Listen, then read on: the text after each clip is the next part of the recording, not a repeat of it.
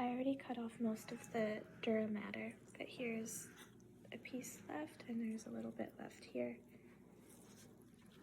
Okay, this is the left hemisphere and this is the right hemisphere. Okay, right along the middle is the longitudinal fissure, and this part is the cerebrum. The spinal cord is way back here. This is the transverse fissure, and this is the cerebellum.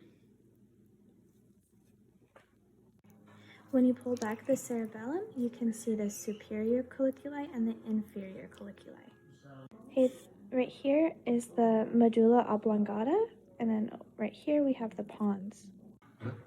Okay, here are the olfactory bulbs.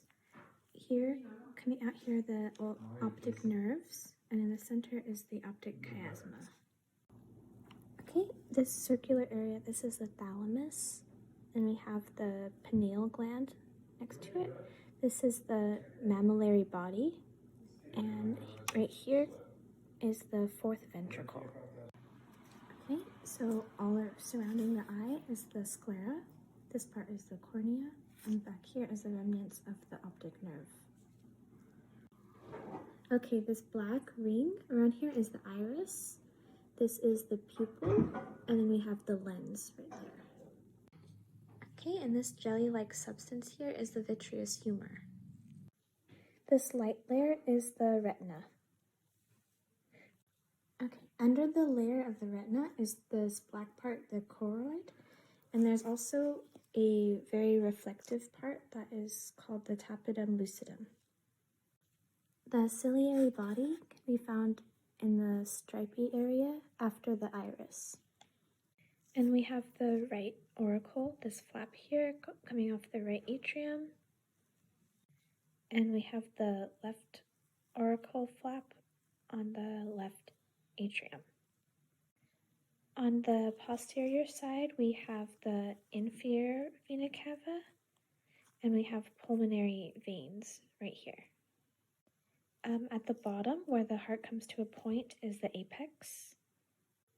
Here is the left ventricle, and we have the right ventricle over here.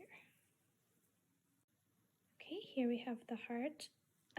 Right here is the superior vena cava, and next to it, this large opening is the aorta, and then this first branch off of it is the brachiocephalic artery.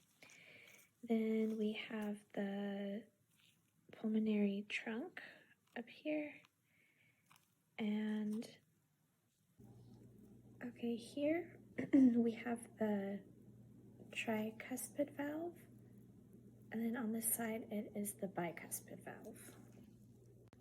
Okay, here's the heart when it's opened up, and these long strings are chordae tendineae, and they anchor down to this smooth papillary muscle.